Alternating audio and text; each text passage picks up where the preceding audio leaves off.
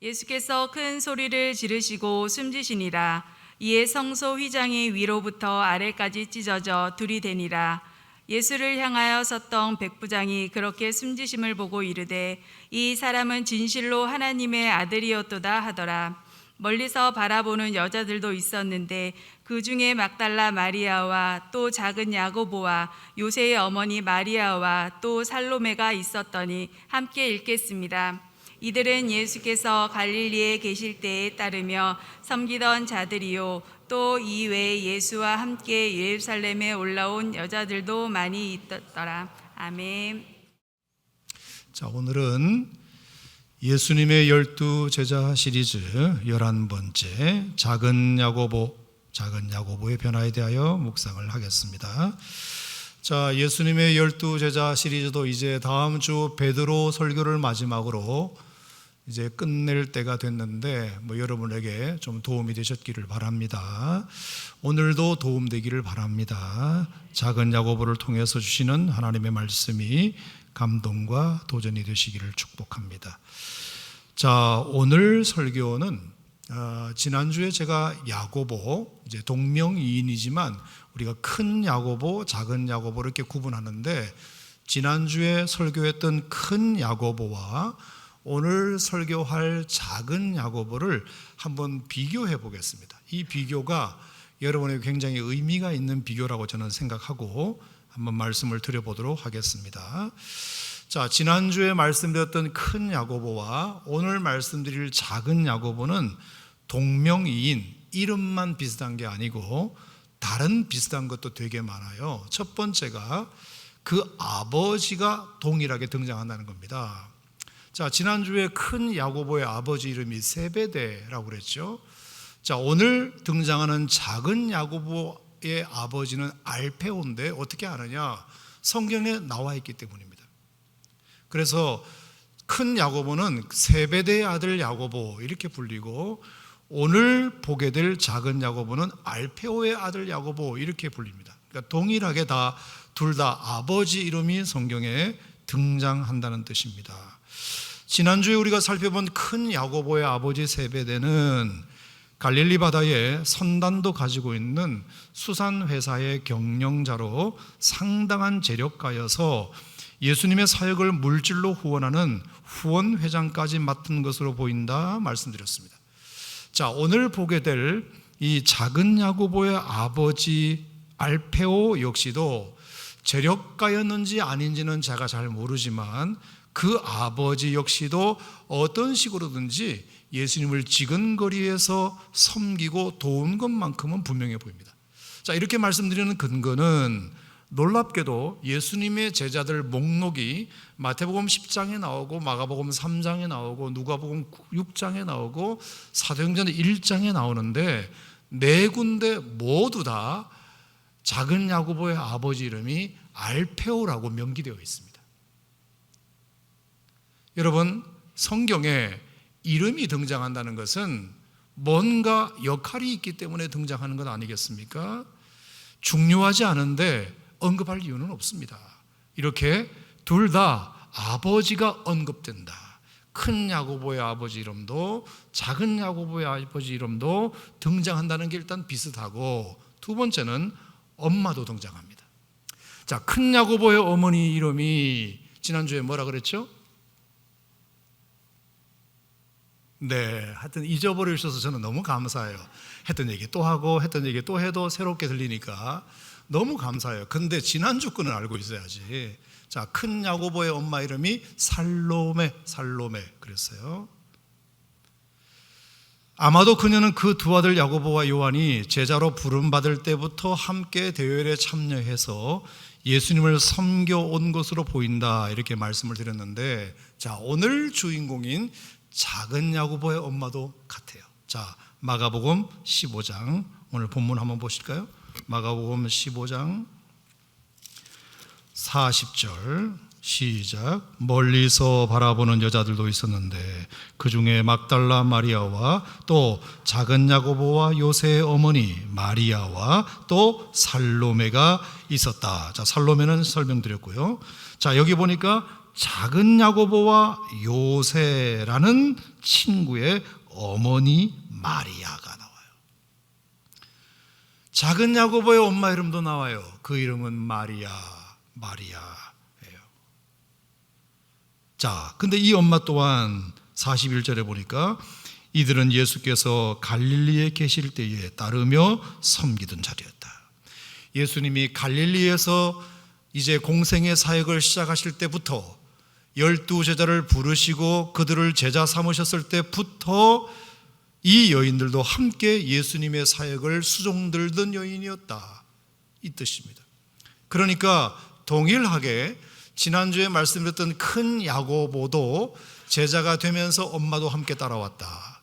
작은 야고보도 그가 제자가 될 때부터 엄마도 함께 따라와서 혹시 예수님께 뭐 도와드릴 일이 있는가, 그래서 음식도 해드리고 빨래도 해드리고 잠자리도 봐드리고 이렇게 허드렛 일이지만 여인들이 할 수 있는 일을 가지고 수종들어 왔던 여인 중에 하나가 큰 야고보 엄마만 있었던 것이 아니고 작은 야고보의 엄마도 있었다. 여러분 참 귀하죠? 너무너무 귀해요. 아들을 제자로 바친 것도 귀한데 엄마까지 따라와서 이렇게 수고해 주니까 얼마나 고마워요. 심지어 또 하나가 더 있는데, 제가 지난주에는 여러분이 헷갈리실까 봐 말씀을 안 드렸는데요, 오늘 제가 이제 드리려고 합니다. 자, 마가복음 2장을 보겠습니다. 마가복음 2장. 아마도 이거는 모르셨을 거예요. 마가복음 2장 14절. 다 같이 한번 읽겠습니다. 마가복음 2장 14절 시작. 또 지나가시다가 알페오의 아들 레위가 세관에 앉아 있는 것을 보시고 그에게 이르시되 나를 따르라 하시니 일어나 따르니라. 자, 여기 보면 레위라는 제자를 예수님이 부르세요. 세관에 앉아 있는 걸 보니까 직업이 세금쟁이, 세리였나 봐요. 자, 이 이름이 우리가 잘 아는 마태예요.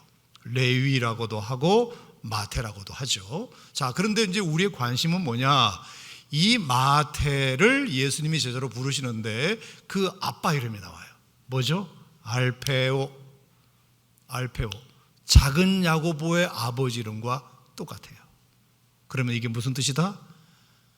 마태와 작은 야고보는 형제다. 몰랐죠, 여러분? 모르셨을 거예요. 누가 얘기해 주는 사람 없으니까.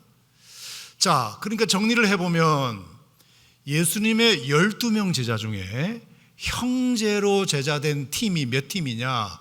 베드로, 안드레, 야고보, 요한, 그리고 작은 야고보와 마태, 총 6명이 형제로 예수님의 제자가 된 사람들이에요. 놀랍죠, 여러분? 특히 작은 야고보와 큰 야고보는 진짜 귀한 집안이에요. 두 아들을 제자로 바친 것도 귀한데 엄마까지 따라와서 수종 들고 아버지까지 뭔가 예수님의 사역을 위해서 기여했을 집안이니 온 집안이 모두가 다 예수님의 사역을 직간접적으로 도왔던 집안이었다. 그런 점에서 지난주 큰 야고보 집안과 오늘 작은 야고보 집안은 매우 비슷하다. 이름도 비슷하고 헌신도도 비슷하고. 자, 그런데 지금부터 하는 얘기를 잘 들어봐봐요. 지금부터 하는 얘기는 완전히 두 집안이 달라요. 이렇게 헌신도는 다 비슷한데 다른 점이 있어요. 뭐냐? 이상하리만큼 오늘 주인공인 작은 야고보와 그 엄마 아빠와 마태가 예수님의 사역 공동체 속에서 너무 조용해요. 티가 안 나요. 무슨 기록이 없어요. 기록이. 어디 나서서 티나는 행동을 한다거나 발언 한마디를 한다거나 무슨 자기 좀 알아달라며 지분을 요구한다거나 보상을 요구한다거나 하는 어떤 일체 행동도 없어요. 말없이 그냥 묵묵히 섬기기만 합니다. 자, 이것이 두 집안이 다른 점입니다. 제가 어떻게 이렇게 단언할 수 있느냐 하면은 지난주에도 말씀드렸듯이 큰 야고보 집안은 어떻게든지 티를 내. 목소리가 높아. 발언권이 세. 한 번은 사마리아 사람들이 자기들 일행을 안 받아준다는 것을 알고는 이제 예수님께 이제 이런 얘기를 해요. 야고보가, 예수님, 저런 사람들 가만두면 안 됩니다. 하늘에서 불이라도 내려서 저들을 불살라 버려야 됩니다. 이런 얘기를 했다 그랬죠. 여러분 생각해 봐봐요. 아니, 아무리 그래도, 아무리 화가 난다 하더라도 자기들이 뭐라고 예수님에게 세상의 한 도시를 불질러 버리라고 어떻게 감히 그런 부탁을 합니까? 여러분, 이것이 예수님의 캐릭터에 맞기는 합니까? 그런데도 왜 그랬을까? 야고보와 요한은 그만큼 자기들이 그 안에서 입김이 있다고 판단한 증거입니다. 예수님이 내 말은 좀 들으실 거야. 왜? 자기들이 워낙 한 게 많으니까. 아버지 후원회장, 엄마 학부모 회장, 그리고 두 아들이 다 헌신했기 때문에 이 공동체에 내가 기여한 게 많기 때문에 요 정도 말발은 될 거야 라고 생각한 것이에요. 나중에 사역의 말미에 가서는 더 큰 일이 벌어집니다. 그 아들과 그 어머니가 예수님을 찾아와요. 그리고서는 하는 말이, 예수님, 이제 드디어 당신의 나라를 세우실 때가 된 것 같은데 잊으셨지 않으시겠습니다만 한 번 더 말씀드린다면 내 두 아들 예수님을 위해 많이 수고했으니까 하나는 우편에 하나는 좌편에 앉혀주셔야 된다는 것 알고 계시죠? 알고 계시죠? 얼마나 예수님에게 그게 부담되겠습니까, 여러분? 다른 제자들도 듣는데 정말로 평범한 제자로서는 못할 부탁이에요. 인사청탁을 하는 것 아닙니까? 어디 감히 예수님에게 자리 달라는 얘기를 함부로 합니까? 이 또한 뭔가 자기들이 그럴 자격이 있다고 생각했습니다. 그 조직에 기여한 바가 있다고 생각했습니다. 그래서 자연스럽게 지분을 요구하고 보상을 요구하고 자리를 요구하는 것이에요. 자, 그런 것을 생각하면 오늘 말씀드릴 작은 야고보는 일체 그런 게 없어요. 성경을 제가 여러 번 봤는데 헌신도는 큰 야고보와 작은 야고보가 비슷한데 큰 야고보는 헌신한 만큼 말발도 셌는데 작은 야고보는 헌신은 해놓고 말이 없어요. 아무런 요구사항이 없어요. 어떻게 생각하세요? 어디가 더 훌륭해 보이시나요? 똑같이 헌신한 거야 큰 야고보 집안이나 다를 바 없음에도 불구하고 작은 야고보는 그런 게 없고 마태도 그런 게 없고 엄마 마리아도 그런 게 없고 아빠 알페오도 그런 게 없고 말도 없고 부탁도 없고 하지만 끝까지 예수님 곁을 지키고 처음부터 끝까지 온 가족이 함께 조용히 있는 듯 없는 듯. 그래서 제가 이번에 작은 야고보 집안을 완전히 새로 봤어요. 야, 진짜 훌륭하다. 한 일도 훌륭하지만 그 태도가 너무 훌륭하다. 별명도 여러분 작은 야고보 아닙니까? 여러분은 어떠세요? 나를 큰 야고보로 부르는 것이 좋지 나를 작은 야고보로 부르면 기분이 어떠실 것 같아요? 기분 나쁘잖아요. 자존심 상하잖아요. 내 외가 작아, 내가 키가 작아, 나이가 적어, 내가 한 일이 없어, 왜 나를 작은 야고보라고 부르고 그래? 그럴 수 있잖아요. 그런데 어디에도 자기 별명에 대하여 불만을 터뜨렸다는 기록이 없어요. 그냥 겸손하게 섬겨요. 더 놀라운 것은 마태가 형인지 동생인지는 몰라. 근데 그 형제 마태가 세리잖아요. 세리라는 직업은 당시로서는 유대인들과 원수를 진 부류의 사람들입니다. 동족의 피를 빨아 자기 주머니를 채우는 사람들입니다. 그래서 유대인들 중에서도 특히 열심나원 독립투사들 같은 입장에서 보면 죄송하지만 완전히 그들은 죽일 놈들입니다. 그래서 일설에 의하면 무슨 운명의 장난인지 이 작은 야고보는 말입니다, 다데오나 시몬이나 가룟유다와 함께 열심당과 관련된 인물로 분류됩니다. 자, 만약에 이것이 사실이라면 작은 야고보는 자기 형제 마태와는 완전히 정치적 노선이 다른 관계다. 하나는 보수고 하나는 진보고 하나는 국민의힘이고 하나는 더불어민주당이고 같은 형제들끼리 완전히 지향하는 정치 노선이 달라요. 왕극단이에요. 저는 그걸 알아요. 한 집안에서 엄마 아빠와 자식 간의 정치 노선이 다르잖아요. 자식들끼리도 다르잖아요. 부부지간에 다르잖아요. 그래서 밥 잘 먹다가 정치 얘기만 나오면 싸워요. 이게 굉장히, 교회 안에서도 예수님 욕하면 가만히 있는데 누구 욕하면 그냥 발끈해요. 하여간 이 정치는 문제예요. 그래서 뭐 교회 안에서는 제법 안 하는 게 좋다고 생각이 드는데, 자, 마태와 작은 야고보가 양극단의 정치 노선을 가지고 있어요. 얼마나 다툼이 심했겠습니까? 그런데 두 사람이 예수님의 제자가 같이 됐어요. 동생 입장에서는, 형 입장에서는 마태를 형제라고 부를 마음이 없어요. 부모조차 세상에 어디 할 일이 없어서 동족의 피를 빨아먹는 직업을 선택하며 선택했냐며 내놓은 자식 취급할 수 있습니다. 그래서 마태도 일찍이 독립하여 나가서 삽니다. 예수님이 마태를 부르신, 제자를 부르신 그날 자기 집에 예수님을 식사 초대했다고 되어 있는데 부모 집으로 보이지 않아요. 자기가 아마 집을 따로 해서 뭐 원룸에 살든지 따로 나가서 세대 분리해가지고 살았던 것 같습니다. 그런데 어느 날 예수님이 그런 마태를 찾아가셔가지고 제자로 부르셨으니 어떻게 용납이 되겠습니까? 세상에 물 흐릴 일이 또 어디 있습니까? 이런 물 흐릴 일이 또 어디 있나요? 아무리 예수님이지만 정의 마태를 제자로 들이실 생각이라면 예수님 미안하지만 내가 나가겠습니다. 예수님이 정말 마태를 제자로 삼으시길 원한다면 내가 탈퇴하겠습니다. 나는 그 인간하고 같이 한솥밥을 먹을 수 없습니다. 얼마나 다른 제자들도 못마땅하게 여겼겠으며 그 눈치 보느라 작은 야고보는 얼마나 힘들었겠습니까? 그런데 결론은 뭐냐?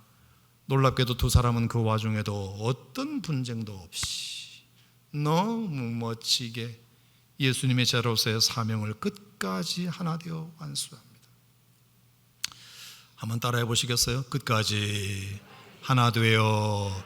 자, 그 증거 중에 하나가 사도행전 1장 13절 말씀인데, 자, 마지막으로 하나만 더 찾았겠습니다. 사도행전 1장 13절. 자, 여기 보면 굉장히 재밌는 기록이 하나 있는데, 여러분 제가 성경이 재밌다 그랬죠? 이렇게 보면 재밌어요. 자, 사도행전 1장 13절. 자, 예수님의 12제자 목록을 기록한 마지막 목록이에요. 자, 여기에 재밌는 두 가지 기록이 있습니다. 사도행전 1장 13절 시작. 들어가 그들이 유하는 다락방으로 올라가니 베드로, 요한, 야고보, 안드레와 빌립, 도마와 바돌로메, 마테와 및 시몬, 알페오의 아들 야고보, 셀로딘 시몬, 야고보의 아들 유다가 다 거기 있다. 자, 여기 두 가지 재미있는 사항은, 첫 번째, 알페오의 이름은 나오는데 세베대 이름이 안 나와요. 자, 마태복음, 마가복음, 누가복음에는 야고보, 요한을 설명하면서 반드시 세베대의 아들 야고보 이렇게 나와요. 그런데 예수님의 12제자 목록을 기록한 마지막 목록인 사도행전 1장에서는 야고보, 요한만 나오지 아빠 이름이 없어요. 제가 한번 상상을 해봤어요. 아하, 그러면 그렇지. 자, 이 아버지가 후원회장이라 그랬잖아. 후원회장이 된 이유는 뭐죠? 자기 아들이 내 사업을 물려받는 것보다 저 예수 선생 따라다니는 것이 출세에 훨씬 더 빠르겠다. 그래서 머리가 아주 비상하기 때문에 아들을 보내놓고 자기 부인 딸려 보내고, 그리고 자기가 후원회장을 해줬어요. 물질로 필요한 것을 채워줬단 말입니다. 자, 그러면 반드시 물질이 들어갔으면 돌아오는 것을 기대해요, 사람은. 근데 예수가 어떻게 됐죠? 십자가에 못 박혀 죽게 된 거예요. 뭐야? 뭐지? 아니, 왕이 된다며, 이 땅을 구원할 메시아라며, 근데 십자가에 죽어? 돈 아깝네. 당장 끊을 거야. 그래서 세베대는 끊어버렸어요. 후원을 끊어버렸다. 자기 두 아들 데리고 가서 출세 못 시켜주는 예수에게 더 이상 투자할 가치가 없는 거예요. 장사 속으로 시작된 사람들은 항상 이렇게 자기에게 이득이 안 생길 것 같으면 다 끊어버려요. 근데 알페오는 있어요. 여기 알페오는 있어요. 왜 그럴까요? 알페오는 달랐다. 예수님을 섬기는 목적이 달랐다. 예수님을 섬기는 의미가 달랐다. 출세를 위해서가 아니었다. 여러분, 뭐가 더 좋은 신앙일까요? 두 번째 재미있는 것은 여기 보면 드디어 두 형제를 묶어 놓습니다. 자, 사도행전 1장 13절에 보면 마테오와 및 알페오의 아들 야고보 이렇게 묶어요. 왜? 두 형제가 형제이기 때문에. 드디어 두 친구가 서로 정치적 노선을 접고 예수 안에서 복음 안에서 하나 됐다. 하나 됐다. 할렐루야. 너무 멋져요. 이름은 작은 야고보지만 그 누구보다 크고 넓은 품으로 정치적 노선이 다른 그를 끌어안은 것이에요. 비록 나와 입장이 다르지만 불만도 있지만 그래도 예수님이 저를 사랑하시고 예수님이 저를 택하여 부르셨으니 그렇다면 그 마음으로 나도 사랑해야지, 품어야지. 나는 몰라도 예수님은 그러실 만한 이유가 있으셨을 테니까. 마태 같은 제자도 필요하셨을 테니까. 이러면서 작은 야고보는 마태와 갈등하는 모습을 일체 보이지 않으려고, 그런 일로 예수님께 잔신경 쓰게 해드리지 않으려고 얼마나 부단한 노력을 했는지 몰라요. 그러니 예수님에게 이 작은 야고보 같은 사람은 얼마나 고마운 존재였을까. 되게 힘들 텐데 둘이서 내가 괜히 마태를 불러가지고 둘이서 싸움 나게 만들었네, 내가 미안하네, 이 마음이 있는데 의외로 작은 야고보가 그 마태를 품고 예수님에게 잔신경 쓰지 않도록 갈등을 일으키지 않는 그 모습을 보고 얼마나 지도자인 예수님에게 마음이 편했을까. 제가 설교를 준비하면서 군목 시절이 생각이 났어요. 여러분은 아시겠지만 군대는 이제 3개 종파가 있는데 일반 목회하면서는 제가 스님을 만날 일이 뭐가 있어요. 그런데 군대 내에서는 교회 옆에 바로 복당이고 바로 성당이기 때문에 안 만날래야 안 만날 수 없고 사역을 같이 안 할 수가 없어요. 자, 그래서 제가 이제 군종 참모로 어느 부대에 부임을 해 갔는데 사령관님이 저를 보시더니 자기 옛날의 상처를 얘기하시더라고요. 목사님, 제가 부대일 때문에 얼마나 신경 쓸 일이 많습니까? 그런데 지난번 부대에서 목사님들, 신부님들, 법사님들이 사이가 안 좋아가지고 그 문제 때문에 내가 골치가 아팠다는 얘기를 하더라고요. 장병들의 신앙을 전력시키기 위해서 세 종파를 뒀는데 자기들끼리 싸우는 것을 보면서 자기가 너무 힘들었다는 거예요. 그래서 목사님이 참모니까 좀 신부님들, 법사님하고 좀 잘 지내주셨으면 좋겠다고, 그게 제가 바라는 거라고. 제가 그 얘기를 듣는데 어떻게 하겠어요? 걱정하지 마시라고. 그래서 제가 법당에 진짜 자주 놀러 갔어요. 성당에. 그리고 법사님도 법복 입고 우리 교회 굉장히 자주 놀러 왔어요. 그래서 차 마시고 이렇게 했는데 하여간 배려하고 양보하고 맞춰주면 되더라고요. 뭐 어려운 건 없어요. 그게 이제 사령관님 귀에 들어갔나 봐. 한 번은 제가 일이 있어서 보고를 드리려고 들어갔더니 목사님 고맙대요. 들리는 얘기가 없대요. 자기한테 뭔 들리는 얘기가 없대요. 목사님이 너무 잘 법사님들, 신부님들 이게 안아주셔가지고 된 거라고 생각하고 자기가 본질적인 일에 집중할 수 있게 해주셔서 참 고맙다. 제가 그때 느낀 게 뭔지 알아요? 지휘관들이나 지도자에게는 잔신경 안 쓰게 해주는 게 이게 도와주는 거구나. 본질적인 일에 집중할 수 있도록 비본질적인 것에 끌려다니면서 그거 해결하느라고 스트레스 안 받게 하는 것이 그게 도와주는 거구나. 작은 야고보가 그랬어요. 작은 야고보, 자기 형제 마태와 분명히 정치적 노선 때문에 갈등이 있을 거라는 걸 알아. 근데 작은 야고보가 품어버렸어요. 어떻게든지 예수님의 사역에 방해가 되지 않으려고. 그래서 여러분, 마태가 훈련을 잘 받아가지고 마태복음의 기자가 되잖아요. 작은 야고보가 품지 않았으면 어떻게 마태가 마태복음을 쓸 수 있겠습니까? 저는 그래서 이 작은 야고보 같은 제자가 좋아요. 자기를 작다고 취급해도 기분 나빠하지 않고 갈등 많은 사람을 붙여놔도 끌어안을 줄 알고 오히려 그 사람을 성장시켜주고 그렇게 온 가족이 헌신했지만 티내지 아니하고 성경에서조차 그에 대한 기록을 남기지 않아도 알아주지 않는다고 불만하지 아니하고 말 없이 조용하고 늘 변함없이 그 사명의 자리에 서 있고 기분 따라 하지 아니하고 한결같은 태도로 섬기고, 저도 이런 사람이 좋은데 하나님은 얼마나 좋으시겠어요. 교회도 마찬가지예요.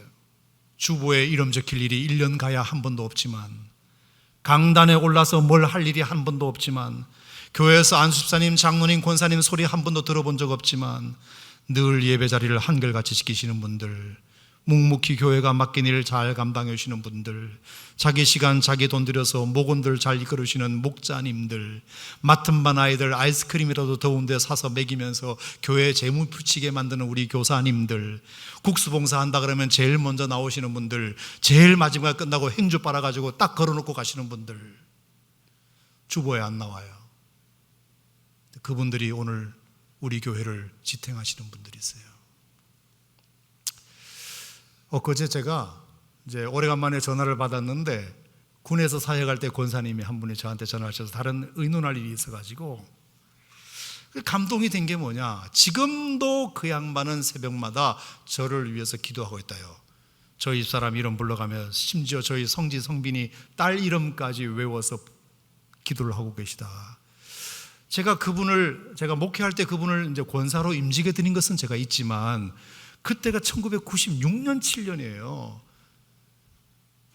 벌써 지금 24년 25년이 지났지 않습니까? 그때가 언젠데 지금도 새벽마다 한참 지나간 목사를 위해서 기도하고 계시다. 물론 저뿐만이 아니라 지나가신 다른 목사님들도 같이 기도하고 계시다고 말씀을 하셨어요. 어쨌거나 여러분, 새벽에 혼자 교회당에 나와서 누구를 위해서 기도한다고 그걸 누가 알아줍니까? 제가 그걸 듣습니까? 못 들었습니다. 아무도 알아주는 사람 없습니다. 그런데 자기는 그게 그렇게 재밌대. 시간 가는 줄 모르는데. 제가 그분 잠깐 소개도 될까요? 제가 유튜브에는 안 하려고 그래요. 그분이 남편이 해군 부사관이셨는데 1985년도에 그 부대에 부임하면서 군인교회를 나오셨어요. 근데 95년도에 이제 제대를 하셨어요. 제대하면 보통 이제 일반 교회로 나가게 되는데, 이분이 떠나지 않고 그냥 그 도시에 살면서 군인교회를 계속 나오신 거야. 95년도에 제대를 했는데 제가 96년도에 부임을 해갔어요. 그래서 그 권사님이 너무 귀해가지고 임직을 해드렸다. 그리고 나서 98년도에 저는 이제 다른 부대로 발령나서 갔어요. 근데 들리는 소식에 2000년도에 그 남편 되시는 장로님이 암으로 돌아가셨어요. 자, 그러면 더더군다나 그 교회에 있을 이유가 없어요. 제대도 한 데다가 남편도 없는 교회에 있을 이유가 없잖아요. 그럼 일반 교회 나가면 돼. 근데 지금 2022년인데 30 몇 년간 그 교회를 여전히 새벽제단을 지키고 있는 권사님이세요. 왜 힘든 일이 없었을까요? 누가 알아줄까요? 나이는 점점 들어가고 젊은 사람들 자꾸 일꾼이 올라오는데 내가 이제 무슨 결정을 내릴 위치도 아니고 내 말빨이 먹힐 때도 지났고 내 말을 누가 들어주는 것도 아니고 교회를 앞장서서 하지도 못하고 당신의 할 일은 오직 새벽기도 하는 것밖에 없다는데 뭐가 그렇게 재밌다고, 뭐가 그렇게 신난다고. 권사님 도대체 몇 시에 일어나요? 그랬더니 3시 반에 일어난대요. 몇 시에 집에서 나가요? 4시에 나간대요. 그럼 교회까지 어떻게 가요? 걸어서 간대요. 몇 분 걸려요? 40분 걸린대요. 4시 40분 도착하면 6시가 새벽 기도인데 1시간 20분 동안 혼자서 기도한대요. 그럼 6시에 목사님이 오신대. 그래서 설교 듣고 30분이면 자기는 교회를 빠져나온대요. 아니, 그럴 것 같으면 권사님 예배 끝나고 남아서 기도하시지 왜 이렇게 일찍 가세요? 그랬더니 목사님, 제가 목소리가 좀 크잖아. 그리고 제가 지나간 목사님들 이름 불러가면서 기도해야 되는데 혹시 그것을 옆 사람이 들으면 오해할 것 같아서 혼자 있을 때 하는 게 편하대. 그래서 1시간 20분 일찍 가는 거래. 그러면서 지나간 목사님들 이름을 줄줄줄 외우는데 나도 못 외우는 이름을 외워요. 85년도에 그분이 처음 오셨을 때 엄태호 목사님이셨는데 그 뒤에 이정하, 장내성, 홍원표, 류효근, 김재철, 김종훈, 김충헌, 황성준, 허영식, 이희찬, 오재승, 정상덕, 김승현, 이구, 이승준, 김바울, 조윤, 박지혜, 최태양, 정기원, 오재승, 임명관 모두 23분이 거쳐가신 거예요. 여러분, 목사 하나가 10명의 성도를 섬길 수는 있지만 성도 하나가 10명의 목사를 섬기기는 힘들어요. 그 진짜 힘들어요. 지금까지 변함이 없어요. 누가 알아준다고? 새벽 기도도 나온다고 어디 주보에 이름 적어주나? 누가 알아주나? 혼자서 와서 미리 기도하는데. 제가 딱 듣는데 무슨 생각이 났느냐? 바이든 대통령이 얼마 전에 취임식하고 어디 가서 격려한 장면이 생각이 났어요. 아마 여러분 뉴스도 보셨을 텐데 그 사진을 보시면 이런 격려하는 장면이 나와요. 우리나라 대통령도 취임식을 하면 동작동 국립묘지에 가서 참배를 하잖아. 미국 대통령도 취임식을 딱 하면 어딜 가서 참배를 해요. 여기가 알링턴 국립묘지예요. 그런데 저 묘역이 어딘지 아세요? 장군 묘역일까요? No. 별을 화려하게 달고 있는 그 장군들이 죽어 있는 묘역일까요? No. 자, 한 번 더 크게 보여드릴게요. 제일 밑에 보세요. None but to God 이렇게 되어 있어요. 자, 위에는 여기에 잠들어 있다. 미국의 군인들이 영광스러운 위대한 이름을 가진 장군, 이 병사들이 여기에 잠들어 있는데 이 병사들은 누구냐? 알려지지는 않았지만 하나님께는 알려진, 우리는 모르지만 이름도 모르고 군번도 모르고 아무것도 모르지만 None but to God, 하나님에게는 그 이름이 알려진 무명용사의 묘역 앞에서 경례를 붙이는 겁니다. 모든 미국의 대통령이 다 똑같아요. 딱 취임하면 장군 묘역에 가서 경례하는 게 아니고, 내려도 돼요? 무명용사, 이름 없이 전 세계에서 세계 평화를 위하여 미국을 위해서 장렬히 전사한 그들을 향하여 이름 없는 병사들 앞에서 경례를 붙이는 겁니다. 제가 이 경례를 왜 안 내리고 있는지 아세요? 저도 여러분들에게 그러고 싶었어요. 1년 가야 주보에 이름 한 번 안 나오시는 분들, 누가 알아주지 않는 곳에서 여전히 우리 교회를 섬기시는 분들에게 제가 격려해드리고 싶었어요. 네. 네.